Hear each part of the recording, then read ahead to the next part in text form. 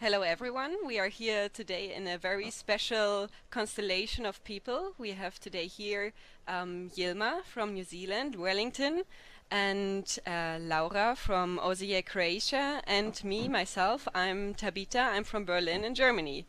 And we would like to do an interview with Yilma today about his time of fleeing when he fled from Ethiopia.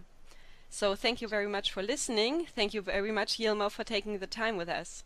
Laura, it is up to you. You can ask your question now. Okay, so can you introduce yourself? Well, my name is Yilma. I'm originally from Ethiopia. I left Ethiopia 25 years ago. I came to Kenya as a refugee. And in Kenya, I stayed closer to 10 years. Now I'm living in New Zealand. In New Zealand, since I arrived, it's around 18 years. And well, in short, this is my self as an introduction. The more you ask me, the more I can answer, because a person's life like me, who is away from home, especially without his will, is a long story. So which part do you want, which part you don't want, which part I should speak? It's you who can determine. And it's better if we go by your need or interest to know. What do you think that every refugee should have in a refugee camp? Well, the main thing is we shouldn't have refugee camps at all. We shouldn't have prisons at all. You know, it's not a place human beings should choose. I will have this, I will have that. You know what I mean? If you are kept without you, with your interest in that camp, they're the same. Even sometimes, what do you call it? Prison is much better because it might not be good like the refugee camp, but prison, you are there for a certain period of time. Refugee camp, you never know. You don't know what will happen to you. So I don't think I'll answer fully that question. To me, it should never first and foremost exist. The other thing is, before the colonialists came to Africa, there was no border in Africa. People can move from place to place without ID, without anything. Any African can go from north to south, from east to west, to live, to find grass for his cattle, water. Conflict doesn't happen because of that, leave alone refugee camps. So it's not a luxury place. Whatever facility it is, it's not a luxury place, refugee camp, to live. But it's a place for the Western, for the rich countries, luxury. A person who works for NGOs or UNHCR, for the refugee agency, the camp life and New York life is not different, because their car is conditioned, their house in the compound is conditioned, their compound is fenced 3 times, and then they have swimming pool, their food comes from Nairobi, their water comes from Kenya in Nairobi by plane. Completely different life you live. Is in the same place. In the camp, when you walk, refugees are starving and sometimes sick, sometimes because of the malaria, typhoid, hepatitis, people die. In the first camp I was doing for UN agency mortality rate, counting the dead people.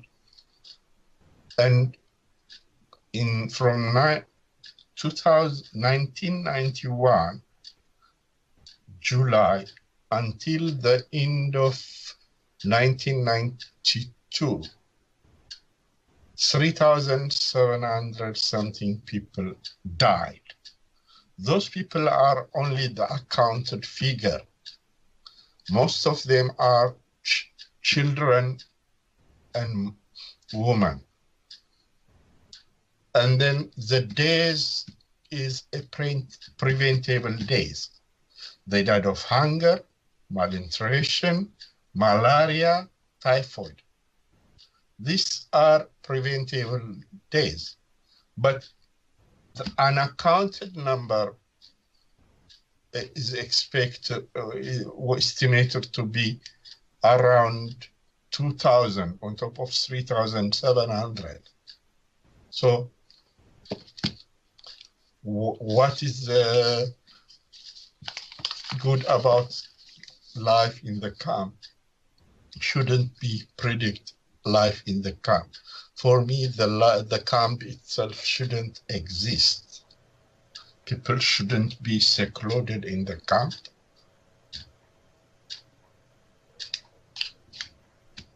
Okay, but if there were no camps, where would those refugees live? That's what I mean. Refugees are produced by war and conflict. Refugees are the product of capitalism and imperialism. If refugees are not, for example, I became refugee,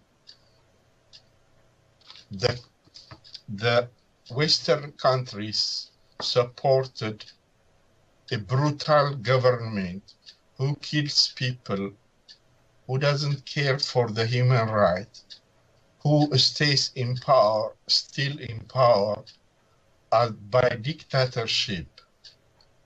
There is no democracy, true democracy in the world.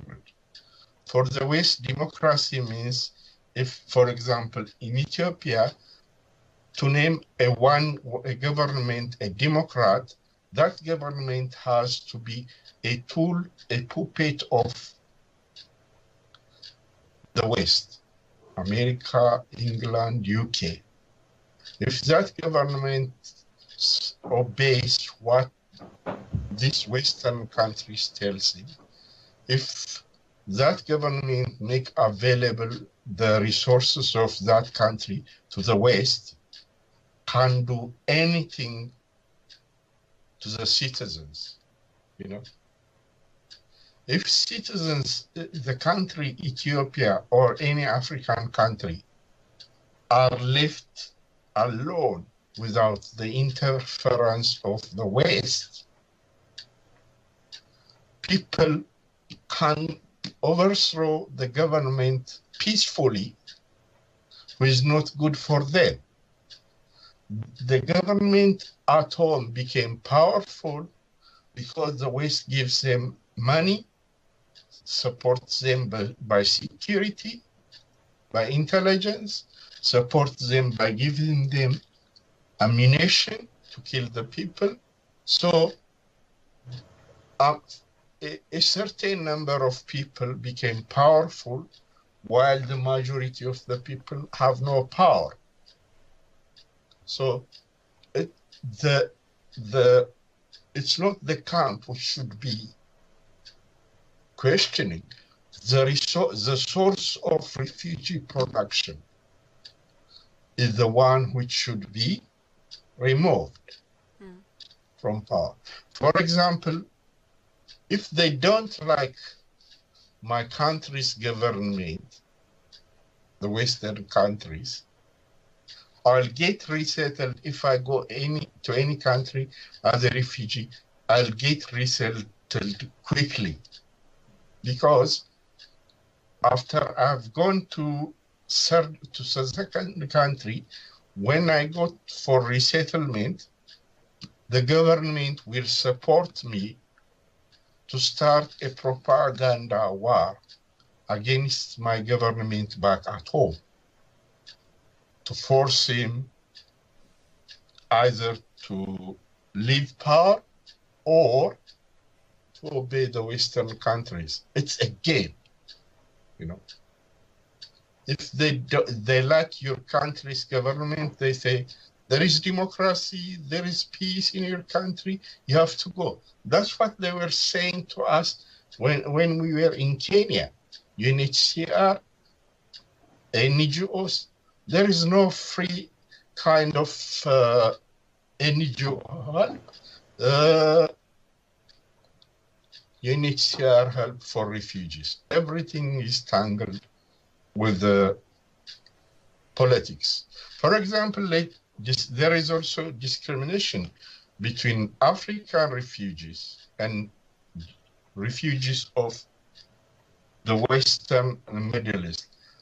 During the 1990s, refugees from Kosovo, their daily budget for food and other things was $50 per person. At the same time, for African refugee in African refugee camps was 0.47 US cents per day. And imagine, after that, in 2000, UNHCR is complaining, saying that World Food Program can't feed in the same amount those people. So they reduced, I don't know by how many cents, the daily budget, so-called budget for refugee. We are less human. For in the other way, I can tell you, in African refugee camps, the medicines which goes to the refugee camp medical treatment, they don't have expiry date on them. Can you believe it? If those kind of medication goes to Europe or Middle East, war will start. They don't do that to them. Okay? So I just want to interrupt and ask a bit for concretement. So you say, can we conclude out of this that it would be useful if the West or Western governments would completely stay out of the country and out of the politics and would just leave it? And what do you think about NGO work then in Africa, for example?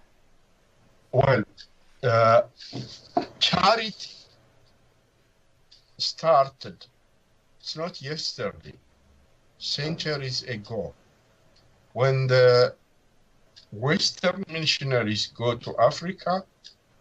They went with the Bible and small kind of donation, clothes, blah, blah. They went there. Since then, charity is there. NGOs are doing charities. But it didn't lift Africa from poverty. But it complicated, sophisticated the situation, more problematic.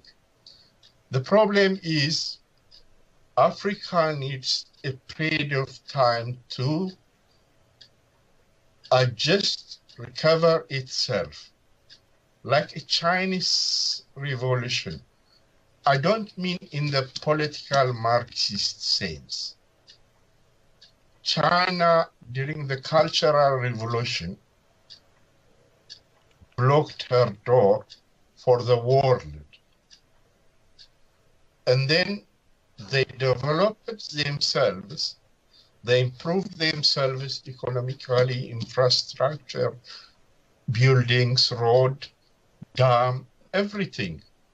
After that, once they think they are sufficient enough to deal with the rest of the world, they open their door. It should be the same as Africa, for Africa. If the West stays away from Africa for a certain period of time without supplying ammunition, without supplying, what do you call it, in security intelligence, without exploiting the country will come back to the previous itself. And then it will start building its own democracy. Traditionally, there are traditional democracies in African culture, which you run by elderly, the elderly council. They are chosen by the people, not by the young ones, by the old ones. And then the old ones also advise the younger groups. Slowly, they build their own traditional system of administration. And then once they are able to clean the mess, they will open the door for the other part of the world. And then Africa will say, okay, you need us, we need you. We need something from many things from the Western world. The Western world also needs many things from us. But let's choose together as a partner. If you give us this kind of resources, we'll give you this kind of resources. And then it becomes not in their terms, in our terms. If the terms and conditions negotiation wants to be changed, it's by dialogue, it's not by force. That way, that is the only way the world will become peaceful. And then gradually, to do that, Africa cannot do it alone. But the activists, the groups, the progressive movements around the world, if they join together, focus on this issue, on the Western countries' foreign policy, to make them neutral in any country, to stop their hands from oppressing the developing countries, the poor countries, things will improve. And then also the other thing is, there are a lot of, what do you call them, activist groups, progressive groups, for different things. They are not networked. They don't combine their efforts. If you remember, during the recession time, there is the Occupy movement. Did you follow around the world? Hmm. People go Occupy movement. That was a good movement, but it's like a fashion. It disappears, and then it doesn't last. That's the problem also. Doesn't encourage. The only solution is people should find a solution for themselves. They should be left alone. They'll recover. They'll come back, you know. Human beings can't resist anything.